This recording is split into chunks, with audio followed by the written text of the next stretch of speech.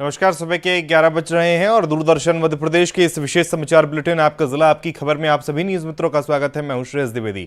हमारे इस खास बुलेटिन में हम प्रदेश के विभिन्न जिलों की खबरों से आपको कराएंगे रूबरू। आइए बुलेटिन की शुरुआत करते हैं हेडलाइन से।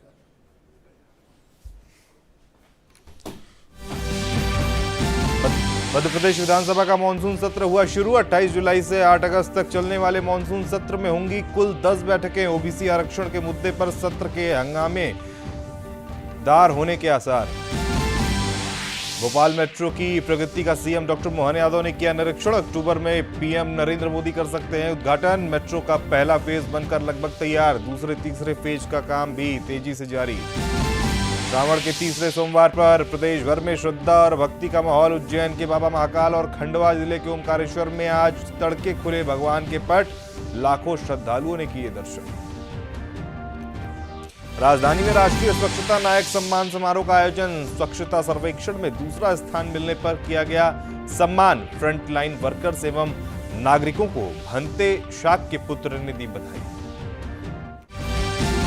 सर्किल जेल में 10 नए वीडियो कॉन्फ्रेंसिंग कक्षों का हुआ निर्माण। पुलिस महानिदेशक जेल ने किया लोकार्पण। बंदियों के परिजनों हेतु निर्मित प्रतीक्षालय कक्ष का भी किया उद्घाटन।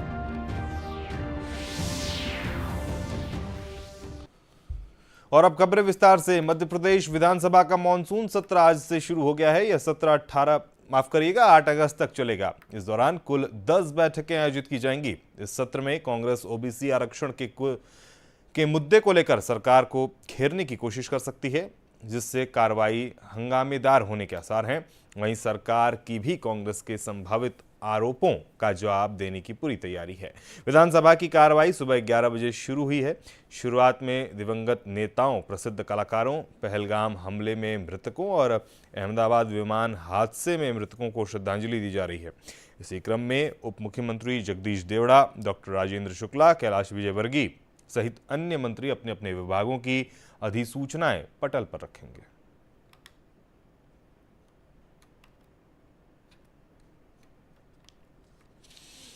और भोपाल मेट्रो ट्रेन को लेकर मुख्यमंत्री डॉक्टर मोहन यादव ने कहा कि सरकार अक्टूबर 2025 तक राजधानी वासियों को मेट्रो की सौगात देने जा रही है। उन्होंने बताया कि इंदौर में मेट्रो सेवा शुरू हो चुकी है और उसे जनता का अच्छा प्रतिसाद मिला है। भोपाल मेट्रो का कार्य अंतिम चरण में है।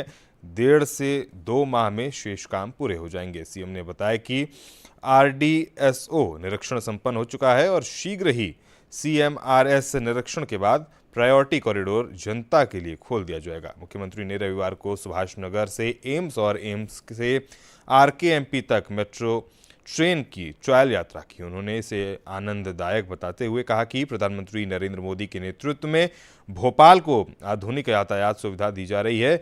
इस अवसर पर राज्य मंत्री कृष्णा गौर, अपर मुख्य सचिव संजय दुबे और अन्य अधिकारी मौजूद रहे।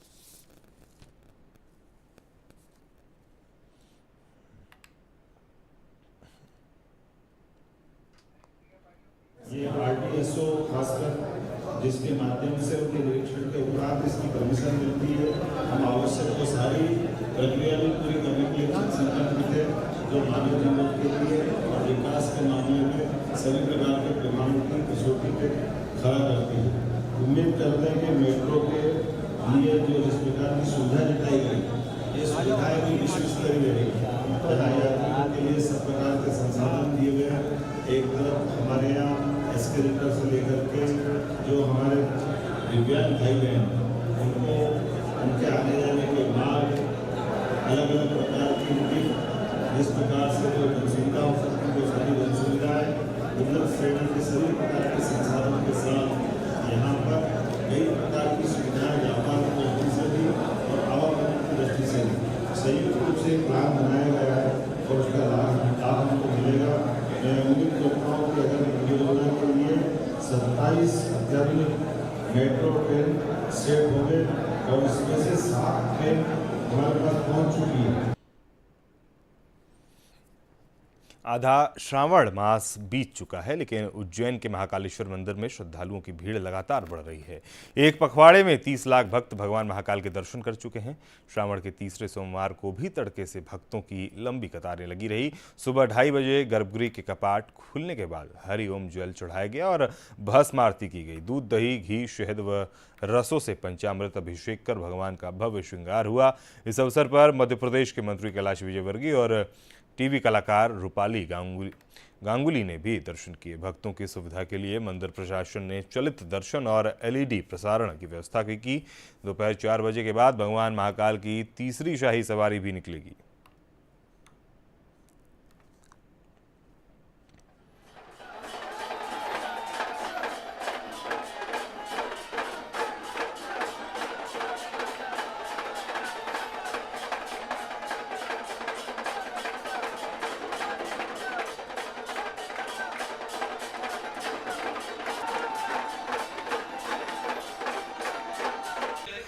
सोमवार का दिन बाबा महाकाल का, और आज बाबा महाकाल के दरबार में भस्म आरती। जो भक्त साल भर बाबा महाकाल का दर्शन का इंतजार करते हैं, सोमवार का इंतजार करते हैं, आज वही सोमवार बाबा महाकाल का है और भक्त लोग बाबा महाकाल के दर्शन कर अपने आप को धन्य मान रहे हैं। बाबा पे दूध दही घी पंचामृत से महाअभिषेक किया जा रहा है। भगवान महाकाल पर भांग चढ़ाई जा रही है। लाखों भक्त लोग बाबा महाकाल के दरबार में आए, क्योंकि आज ऐसे गुजरात और महाराष्ट्र संप्रदाय का पहला सोमवार भी है, इसलिए पूरे विश्व के लोग बाबा महाकाल के दरबार के अंदर हैं और बाबा के दर्शन पाकर अपने आप को धन्य मान रहे हैं। जय महाकाल। आज तीसरा सोमवार भी है और कल नाग पंचमी भी है। नाग चंद्रेश्वर भगवान का मंदिर साल में एक ही बार खुलता है और कल खुलेगा 12 बजे ठीक। हम सबको दर्शन करने का सौभाग्य मिलेगा।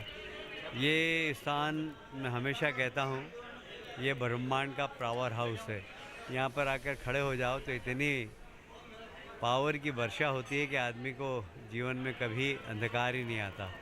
और इसलिए मुझे भी यहाँ आते आते लगभग 45-46 साल हो गए। भगवान की कृपा है। महाकाल से बिना मांगे सब कुछ देता है, ये महाकाल की विशेषता है।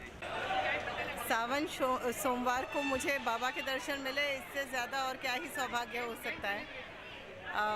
बुलावा आया था तो मैं पहुंच गई, और ये लास्ट मिनट प्लान था, ये नहीं कि पहले से कुछ प्लान किया था। मैं आ गई यहाँ पर।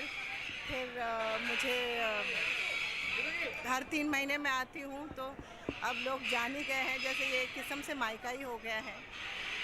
तो मुझे लेकर आए, फिर मैं वहाँ पीछे बैठी हुई थी बस मारती में, और फिर मुझे देखकर यहाँ पर आगे ले आए कि दर्शन के लिए आई हूँ। और बाबा की बहुत कृपा है कि मुझे सावन सोमवार को उनके दर्शन हुए।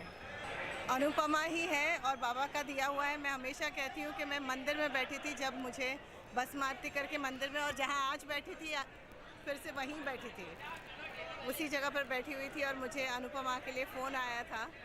तो मैं अनुपमा को बाबा की कृपा समझती हूँ, उन्हीं का आशीर्वाद समझती हूँ, और अनुपमा के माध्यम से मैं लोगों तक पहुँच पा रही हूँ, उनका कुछ काम कर पाती हूँ। तो ये मेरे लिए बहुत किस्मत की बात है। जी, बहुत अच्छा अनुभव था। जीवन में पहली बार इतने अच्छा अनुभव मिला आरती का, और जीवन में पहली बार भस्म आरती अटेंड की, तो दिल से बहुत अच्छा लगा आरती अटेंड करके, और बहुत अच्छी आरती हुई, और बहुत मतलब नाइस, कुछ शब्द नहीं है अभी बोलने के लिए। हाँ जी, आज सावन का तीसरा सोमवार है, और गुजराती कैलेंडर के अकॉर्डिंग आज पहला सोमवार है सावन का। तो बहुत ही मतलब दिल से खुशी हुई, और बहुत नसीब वाले हैं कि जो सावन के सोमवार के दिन भस्म आरती यानी सबसे पहली आरती अटेंड करने का मौका मिला हमें।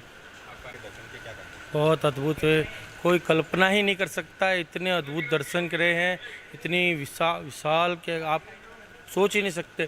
पर जो बाबा महाकाल की कृपा हुई है, जो बाबा महाकाल के नसीब थे, हमको रात तक मालूम नहीं था कि हमारे दर्शन हो जाएंगे कि नहीं हो पाएंगे।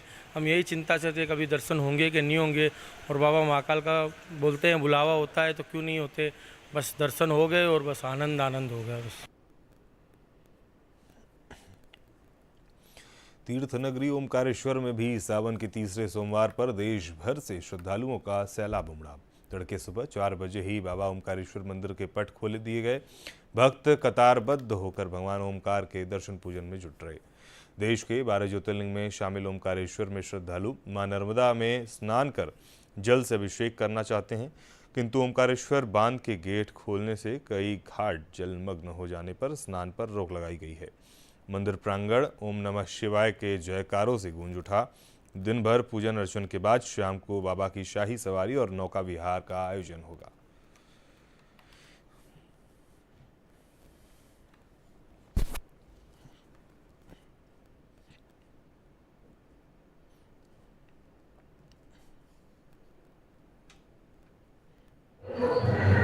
नर्मदा जी बह के जाती है। तो जब व्यक्ति जाता है दर्शन करने के लिए तो माँ के दर्शन भी करता है, भगवान भोलेनाथ के दर्शन करता है, अमलेश्वर के दर्शन करता है।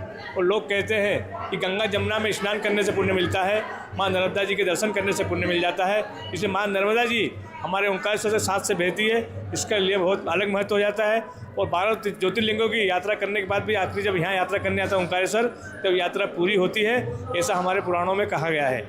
आसपास हमारे लिए सौभाग्य की बात है कि ओंकारेश्वर भगवान खंडवा जिले में स्थित है और खंडवा में पूरे देश के लोग आते हैं, तो ओंकारेश्वर भगवान का महत्व और बढ़ जाता है। प्रधानमंत्री नरेंद्र मोदी ने रविवार को अपने रेडियो कार्यक्रम मन की बात में देशवासियों को संबोधित किया और जन भागीदारी, नवाचार, पर्यावरण संरक्षण जैसे विषयों पर प्रेरक कहानियां साझा की। इस दौरान पीएम ने बीते दिनों अंतरिक्ष विज्ञान के क्षेत्र में भारत के शुभांशु शुक्ला द्वारा अर्जित उपलब्धि को देश के लिए गौरव का क्षण बताया। देखिए रिपोर्ट। प्रधानमंत्री नरेंद्र मोदी ने मन की बात में एक बार फिर देश की सफलताओं और देशवासियों की उपलब्धियों पर बात की। पीएम ने भारतीय अंतरिक्ष यात्री शुभांशु शुक्ला की सफल अंतरिक्ष यात्रा को देशवासियों के लिए प्रेरणादायी बताया। जैसे ही शुभांशु धरती पर सुरक्षित उतरे, लोग उछल पड़े, हर दिल में खुशी की लहर दौड़ गई, पूरा देश गर्व से भर गया। साइंस को लेकर, स्पेस को लेकर बच्चों में एक नई जिज्ञासा भी जागी। अब छोटे छोटे बच्चे कहते हैं हम भी स्पेस में जाएंगे, हम भी चांद पर उतरेंगे, स्पेस साइंटिस्ट बनेंगे। पीएम ने कहा कि 21वीं सदी के भारत में आज विज्ञान एक नई ऊर्जा के साथ आगे बढ़ रहा है। उन्होंने इंस्पायर मानक अभियान का जिक्र कर कहा कि यह बच्चों के इनोवेशन को बढ़ावा देने का अभियान है। इससे अब तक लाखों बच्चे जुड़ चुके हैं और चंद्रयान 3 के बाद तो इनकी संख्या दोगुनी हो गई है। देश में स्पेस स्टार्टअप भी तेजी से बढ़ रहे हैं। अगले महीने मुंबई में एस्ट्रोनॉमी और एस्ट्रोफिजिक्स ओलंपियाड होने जा रहा है। इसमें 60 से ज्यादा देशों के छात्र आएंगे, वैज्ञानिक भी आएंगे। यह अब तक का सबसे बड़ा ओलंपियाड होगा। एक तरह से देखें तो भारत अब ओलंपिक और ओलंपियाड दोनों के लिए आगे बढ़ रहा है। पीएम ने कहा कि भारत को स्पोर्टिंग सुपर पावर बनाने में खेलो भारत नीति 2025 की अहम भूमिका है और गांव, गरीब और बेटियां इस नीति की प्राथमिकता हैं। स्कूल और कॉलेज अब खेल को रोजमर्रा की जिंदगी का हिस्सा बनाएंगे। खेलों से जुड़े स्टार्टअप्स, चाहे वो स्पोर्ट्स मैनेजमेंट हो या मैन्युफैक्चरिंग से जुड़े हो, उनकी हर तरह से मदद की जाएगी। सोचिए, जब देश का युवा खुद के बनाए रैकेट, बैट और बॉल के साथ खेलेगा तो आत्मनिर्भरता के मिशन को कितनी बड़ी ताकत मिलेगी। प्रधानमंत्री ने कहा कि युवाओं की वैज्ञानिक सोच और फिटनेस के प्रति लगाव से ही आत्मविश्वास और एक मजबूत भारत के निर्माण का रास्ता निकलता है। Bureau report, DD news. Betul जिले के ग्राम टेमनी में रविवार को प्रधानमंत्री नरेंद्र मोदी जी के मन की बात कार्यक्रम का विशेष आयोजन हुआ। इसमें बड़ी संख्या में जनप्रतिनिधि और ग्रामीण शामिल हुए। कार्यक्रम में केंद्रीय राज्य मंत्री दुर्गादास उइके उपस्थित रहे, जबकि ग्राम बज्जरवाड़ा में प्रदेश अध्यक्ष एवं विधायक हेमंत खंडेलवाल, विधायक गंगाबाई उइके और जन अभियान परिषद उपाध्यक्ष मोहन नागर सहित कई जनप्रतिनिधि मौजूद रहे। केंद्रीय जनजातीय मंत्री ने कहा कि प्रधानमंत्री का यह कार्यक्रम समाज व संस्कृति के लिए प्रेरणादायी है। उन्होंने बैतूल जिले में स्व सहायता समूह की महिलाओं के उत्पादों के लिए जिला व ग्राम स्तर पर विक्रय केंद्र स्थापित करने और मिलेट्स उत्पादन को बढ़ावा देने की घोषणा की। स्वच्छता, आत्मनिर्भरता और संस्कृति संरक्षण पर भी उन्होंने बल दिया। अंतिम सप्ताह में महीन्याच्या आखरीमध्ये जो इतवार येते ह्या इतवारी यशस्वी प्रधानमंत्री जी के मुखारविंद से देश में जिन जिन भाई और बहनों ने, जिन जिन संगठनों ने उत्कृष्ट कार्य किए हैं, प्रेरणा स्वरूप आज हम सारे भाई बहनों ने आज हमने उनको सुना और सुनकर हम सब भाई और बहनों को बहुत सारी प्रेरणाएं उससे मिलती है। हमको भी लगता है कि हम भी उनके जैसे हम आगे बढ़ें, उनके जैसा अपने गांव के सर्वांगीण विकास के लिए, अपने राष्ट्र के सर्वांगीण विकास के लिए हम अपने आप में हम हमारी भूमिका हम निर्धारित कर सकते हैं।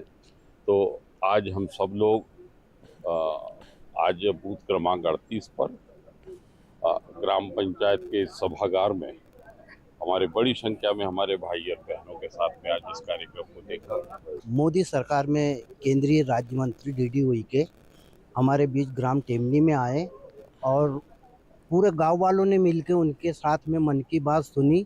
जो अच्छा कार्य होता है मोदी जी ने वो बताया, किले बताए और बहुत से मत्स्य पालन के बारे में बताया, कृषि के बारे में बताया। तो हम गांव वालों को भी उससे प्रेरणा मिली कि हम भी हमारे गांव में विकास करें और अच्छा कार्य करें। तो हमको भी मोदी जी इस स्तर पे उठाएंगे, जैसे दूसरे लोगों को दिखाया उस टाइप का हमको भी दिखाएंगे और हमसे को ये प्रेरणा मिली है। मंत्री जी के साथ में बैठ के, सांसद जी के साथ में बैठ के हम गांव वालों को बड़ा सौभाग्य है कि हम इस छोटे से गांव में उनके साथ बैठ के इस कार्यक्रम को हमने देखा। बूथ क्रमांक 38 पर मोदी जी के मन की बात का कार्यक्रम था, जिसमें हमारे केंद्रीय मंत्री सांसद जी डीडी उइके आए थे और हमारे साथ बैठकर उन्होंने मोदी जी के मन की बात का बैठकर सुना और उसमें बताया कि महिलाओं को कैसा प्रोत्साहन करे, कैसे आगे बढ़े, उसके बारे में मन की बात में बताया। और हमारे लिए बहुत सौभाग्य की बात है कि केंद्रीय मंत्री आए हमारे ग्राम पंचायत टेमनी में और हमारे साथ बैठकर मन की बात का कार्यक्रम सुना। बुरहानपुर में भी प्रधानमंत्री नरेंद्र मोदी के लोकप्रिय रेडियो कार्यक्रम मन की बात के 124वें संस्करण को विश्व प्रसिद्ध कुंडी भंडारे परिसर में उत्साहपूर्वक सुना गया। बड़ी संख्या में पहुंचने लोगों के साथ विधायक अर्जुना चिटनिस ने भी सहभागिता की। उन्होंने कहा कि यह कार्यक्रम सकारात्मक सोच और राष्ट्र निर्माण की प्रेरणा देता है। प्रधानमंत्री ने 7 अगस्त को नेशनल हैंडलूम दिवस का उल्लेख करते हुए कहा कि खादी ने आज़ादी की लड़ाई में शक्ति दी और अब टेक्सटाइल सेक्टर विकास की नई गाथा लिख रहा है। उन्होंने स्वदेशी उत्पाद अपनाने और आत्मनिर्भर भारत का संकल्प लेने का आह्वान किया। इस अवसर पर विद्यार्थियों, आंगनबाड़ी कार्यकर्ताओं और जनप्रतिनिधियों ने भी सहभागिता कर स्वच्छता, जल संरक्षण और महिला सशक्तिकरण पर चर्चा की।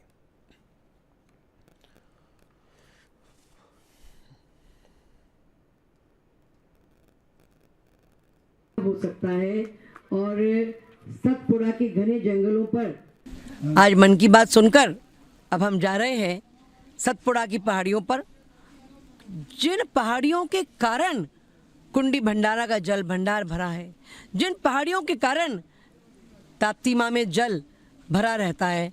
जब तक पेड़ होंगे, जब तक वृक्ष होंगे, जब तक जंगल होंगे, तभी तक तो ना धरती में पानी होगा। इसलिए सतपुड़ा के घने जंगल घने बने रहें, ये जवाबदारी को निभाएं। एक दिन नहीं, एक बार नहीं, लगातार। बुरहानपुर में अपार संभावनाएं हैं। उन्होंने भी बताया कि कैसे हैंडलूम को टेक्नोलॉजी से जोड़ा जा रहा है और मुझे आज ये बताते हुए बड़ी प्रसन्नता है कि गत दिनों बुरहानपुर में एक खादी का प्रोजेक्ट हम स्वीकृत करवा के लाए हैं और बुरहानपुर में पावरलूम के साथ साथ हैंडलूम पुनः रिवाइव हो, इस दिशा में काम कर रहे हैं। माननीय प्रधानमंत्री जी से प्रेरणा लेके, उनकी बनाई योजनाओं का लाभ लेकर। मोदी जी ने देखिए, आज मन की बात जब मैं सुन रहा था, उन्होंने हर चीज़ को समेट लेते हैं। बुरहानपुर एक पावरलूम, हैंडलूम का बहुत पुरातन शहर है। आज देखिए 7 अगस्त को विश्व हैंडलूम दिवस को 10 साल हो जाएंगे, जो उनके कार्यकाल में एक बहुत अच्छी उपलब्धि है। तो बुरहानपुर का व्यक्ति चूँकि हैंडलूम से, पावरलूम से अपने आप को कनेक्ट महसूस करता है। तो उस दिन की प्रोग्रामिंग की कैसे हम करें, उन्होंने बताया कि शिवाजी जो हमारे निकट में महाराष्ट्र से पूरा क्षेत्र उनका था, ये मालवा, निमाड़, हमारे यहाँ जो किले की उन्होंने बताई, गाथा बताई, तो हमारे यहाँ आसिरगढ़ का किला है, 500 सालों से भी ज़्यादा बहुत पुराना है, ऐतिहासिक है, अजय है। हम ऐसी धरोहर, ऐसी संस्कृति को समेटें, हम उनके पास जाएं और उनका सौंदर्यीकरण करें, उनका पर्यावरण की दृष्टि से हम उनको वृक्षारोपण करें ऐसे स्थानों पे, तो एक बहुत अच्छी अनुभूति होती है। लोग पिकनिक मनाने दूर दूर जाते हैं। आज हम लोग यहाँ आए हैं कि साथ में मन की बात सुनेंगे माननीय प्रधानमंत्री जी की, और एक पेड़ माँ के नाम, हम पूरा हरियाली हरियाली की चादर उड़ा देंगे इस सतपुड़ा रेंज के जो पहाड़ हैं उनको। बहुत अच्छा कार्यक्रम होता है, इसको हमको हमेशा देखता रहना चाहिए। इससे देश भर में क्या क्या नई नई कार्य हो रहे हैं, क्या क्या उपलब्धियां हो रही है, ये भी हमें जानकारी मिलता है। और जो जो पॉजिटिव चीज़ें हो रही है पूरे देश भर में, उसके बारे में समस्त जनता को, समस्त देशवासियों को पता चलता है। ये आज हरियाली तीज के अवसर पर हम यहाँ पर सभी कुंडी भंडारे पर पौधारोपण बीजारोपण के लिए हमारे महाविद्यालय स्टाफ के परिवार सहित उपस्थित है। काफ़ी अच्छा कार्यक्रम है हरियाली तीज के ऊपर। ये विशेषकर आज के मन की बात में जो इतिहास हमारे बुरहानपुर का है, उसके हिसाब से भी बुरहानपुर के लिए बहुत अच्छी उपलब्धि है कि जो हमारा कुंडी भंडारा है वो टेम्परेरी लिस्ट में शामिल हुआ है। इसके लिए प्रयास हो रहा है कि इसको परमानेंट लिस्ट में शामिल किया जाए, और साथ ही हमारे असीरगढ़ के किले को भी टेम्परेरी लिस्ट में शामिल करने की जो बात चल रही है वो बुरहानपुर के लिए काफ़ी अच्छी उपलब्धि रहेगी। स्वच्छता सर्वेक्षण 2025 में राजधानी भोपाल को देश का दूसरा सबसे स्वच्छ शहर घोषित किए जाने पर राजधानी में राष्ट्रीय स्वच्छता नायक सम्मान समारोह आयोजित हुआ। इस अवसर पर शहर को स्वच्छ बनाए रखने में योगदान देने वाले नगर निगम के 3 शीर्ष स्तंभों को शॉल, श्रीफल और प्रतीक चिन्ह भेंट कर सम्मानित किया गया। कार्यक्रम में महापौर मालती राय, नगर निगम अध्यक्ष किशन सूर्यवंशी, बौद्ध धर्मगुरु भंते शाक के पुत्र सागर थेरो, फादर आनंद मांटुंगल सहित गणमान्य उपस्थित रहे। अतिथियों ने फ्रंटलाइन वर्करों व नागरिकों को बधाई देते हुए प्रेरक संबोधन दिया।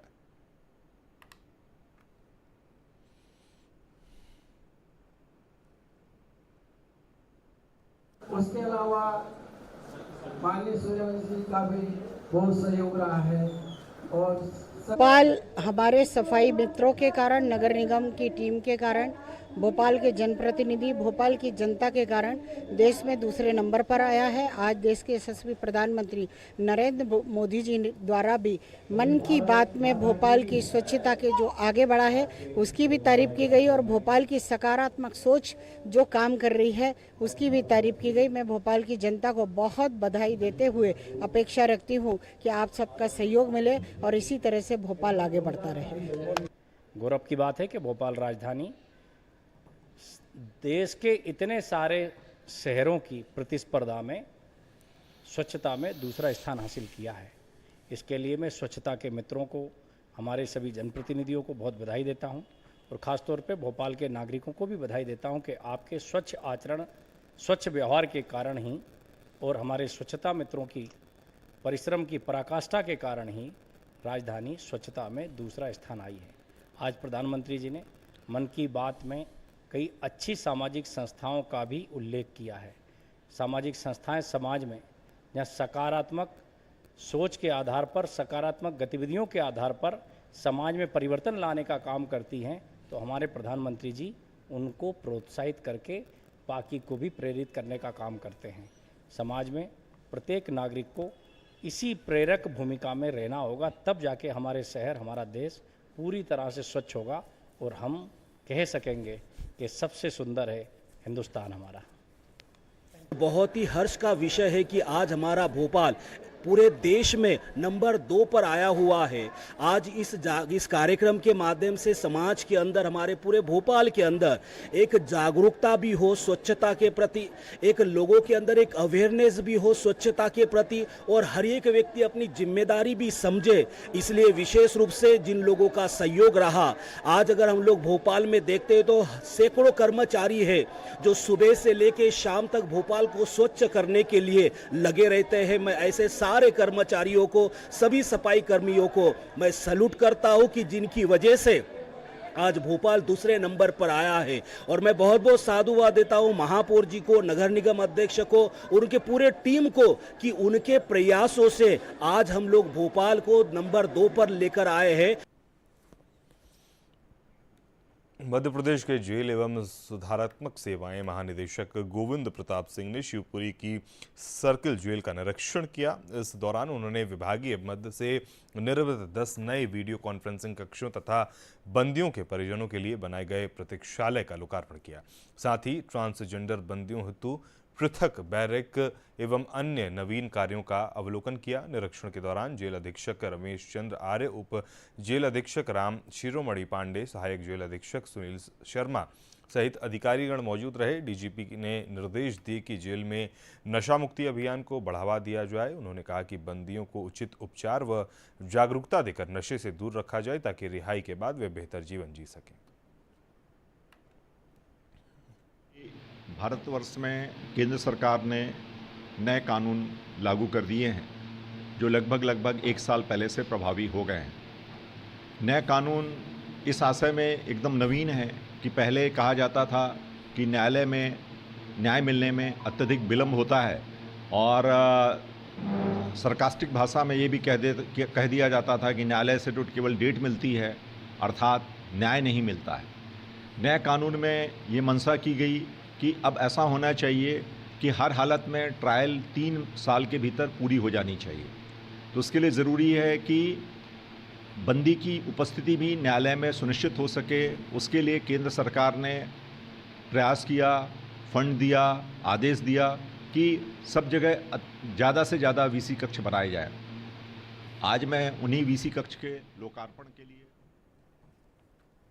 राजगढ़ पुलिस ने एटीएम धोखाधड़ी करने वाले अंतर्राज्यीय गिरोह का पर्दाफाश किया। पुलिस द्वारा जीरापुर, पचोर और सारंगपुर में एटीएम पर मदद के बहाने कार्ड बदलकर लाखों की ठगी करने वाले गिरोह के सदस्य गिरफ्तार किए गए।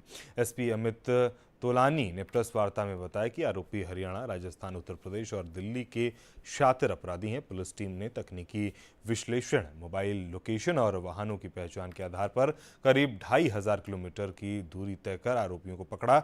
आरोपियों से करीब 20 लाख रुपए नगद बरामद किए गए हैं।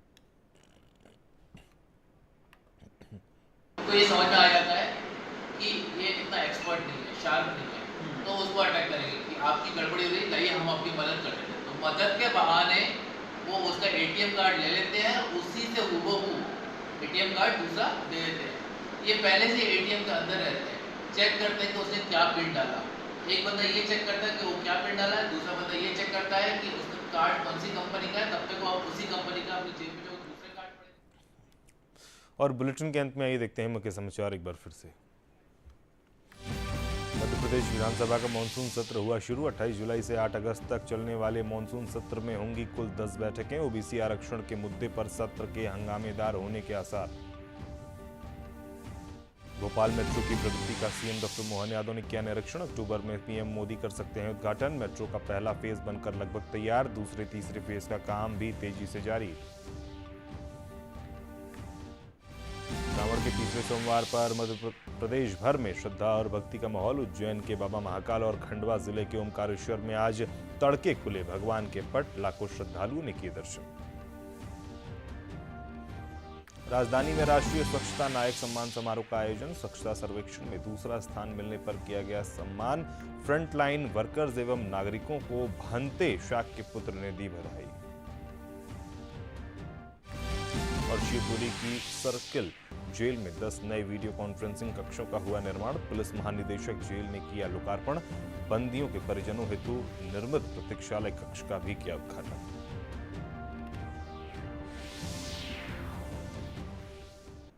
और हमारे इस बुलेटिन में फिलहाल इतना ही। हमारा अगला बुलेटिन देखें ठीक दोपहर 2 बजे। फिलहाल हमें दीजिए अनुमति। नमस्कार।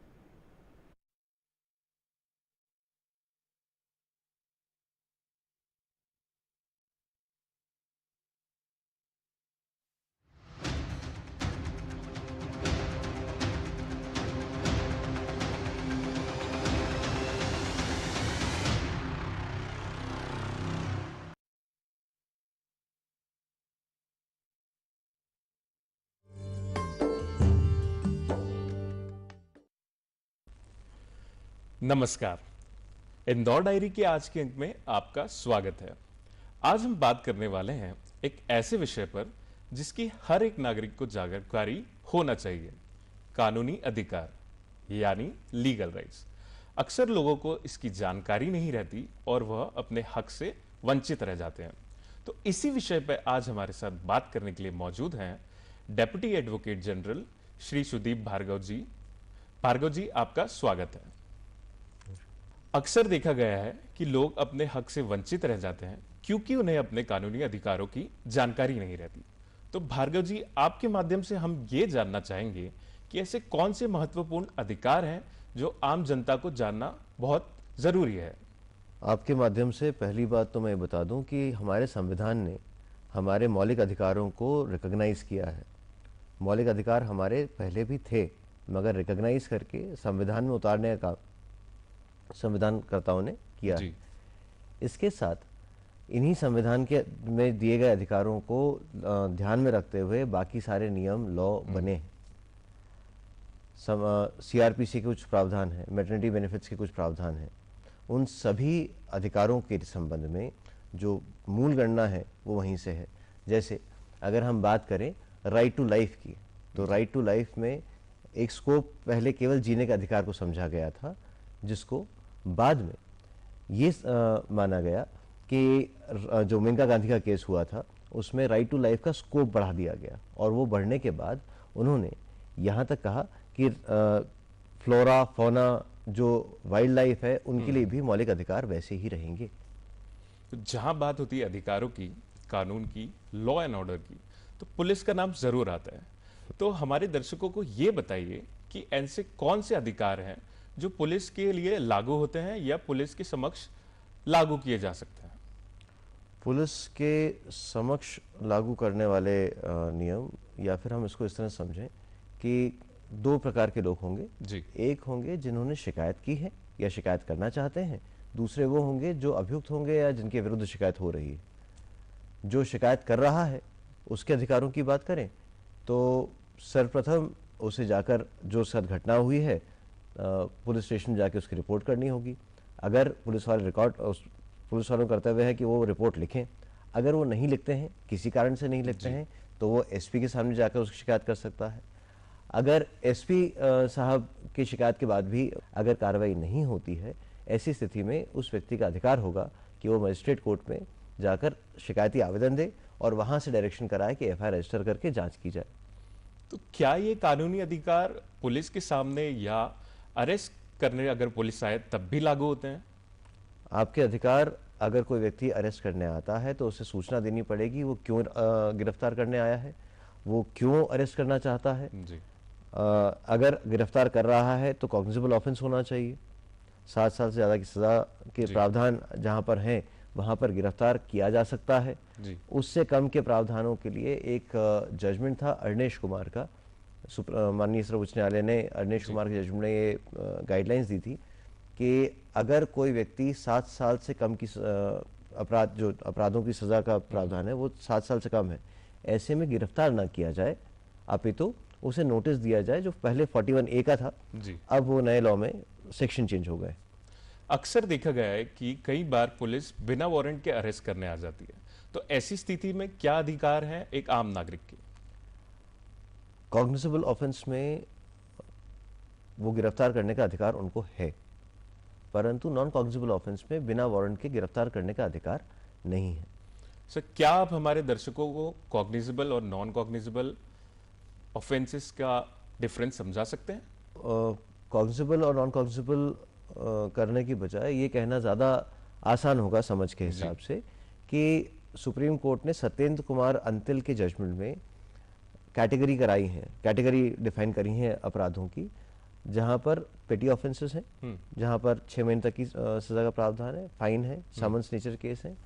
फिर उसके बाद में उन्होंने कहा है 7 साल तक की सज़ा और फिर 7 साल से अधिक की सज़ा। तो ऐसे अपराध जहाँ पर 7 साल से अधिक की सज़ा के प्रावधान है उनमें गिरफ्तार करने के प्रावधान गिरफ्तार किया जा सकता है, परंतु जहाँ 7 साल से कम की अवधि के अपराधों का विवरण है, ऐसी स्थिति में जो अर्नेश कुमार की गाइडलाइंस है उसे फॉलो करते हुए सत्येंद्र कुमार अंतिल में माननीय सर्वोच्च न्यायालय ने ये गाइडलाइंस दी हैं कि आप उन गाइडलाइंस के तहत व्यक्ति को गिरफ्तार करने के बजाय नोटिस दीजिए।